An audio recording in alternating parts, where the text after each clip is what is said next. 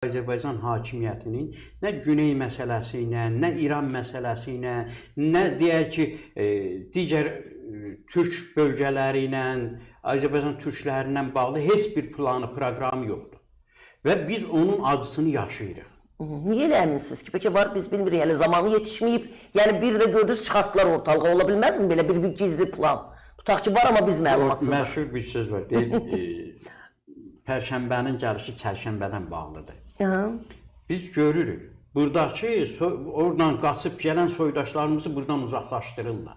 Azərbaycan dövləti buradan uzaqlaşdırır ki, bizdə olmaz. İrana görə deyir da, yəni İran sabahları ittihamla deyəcək ki... İranın bir zəhər kanalı var, bizə daim zəhər püskürür. Azərbaycan bir dənə kanal yaradanmadı, hətta bir mədəni kanal yaradanmadı. Mədəniyyət kanalı yaradardı Güney Azərbaycan üçün.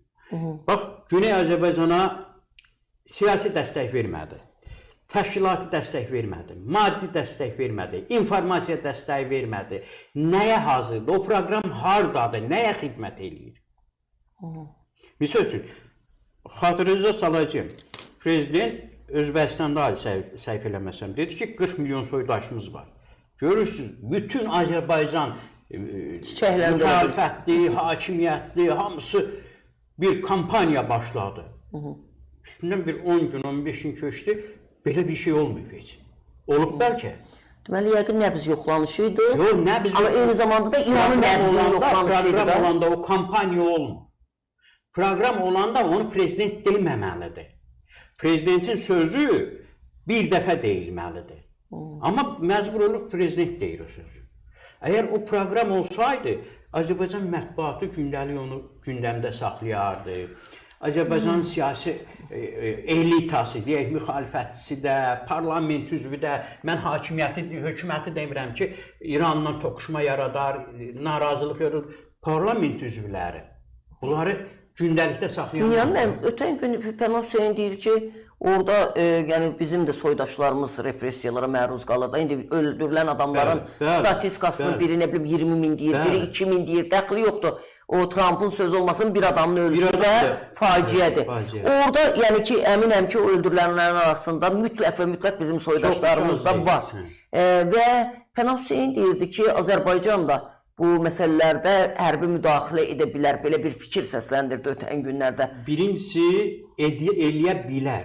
Mən eləməyinin, hərbi müdaxilə eləməyinin əleyhinəyəm. Çünki görürsünüz, hələ Türkiyə onun dəstəkləyir, parçalanmasını istəmir, bütövlüyünü dəstəkləyir, Türkiyəni hədələyir. Bizə qarşı bunlar onsuz da düşmən mövqeydədirlər. Mən hərbi müdaxilənin əleyhinəyəm. Amma bütün variantlara Azərbaycan hazır olmalı. Bütün variantlara. Misal üçün, İran qətliamları artırdı, oradan bura, misal üçün deyirəm, çox demirəm, bir 100 min soydaşımız gəldi. Biz o 100 min soydaşımızı yerləşdirməyə, təmin eləməyə hazırıq. Yox. Hazır deyilik. Deyək ki, Güney Azərbaycanın, Qərbi Azərbaycan Osmanında Kürdlər orada bir qətliam törətdilər. Biz o soydaşlarımızı qəbul eləməyə və yaxud qorumağa hazırıq. Hazır deyilik.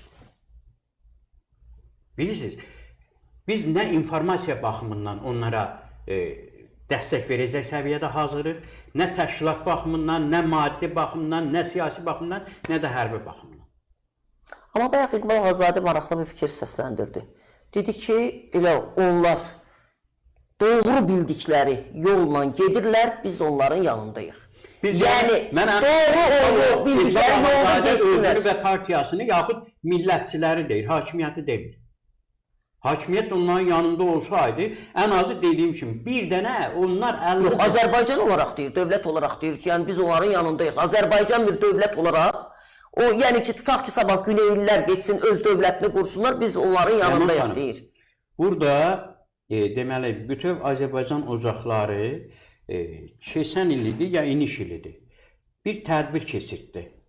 Yanvarın ya fevralın 4-ü neçəsi idi. Orada 3 deputat iştirak edirdi. Ceyhun Məmmədov, deməli, Fəzail Ağamalı, bir də kimi yadından çıxıb, Əzər Ali'nin yadından çıxsın. Sonra orada belə bir fikir səsləndi ki, biz bir koordinasiya şurası yaratmalıyıq. Üstündən 2 ay keçdi.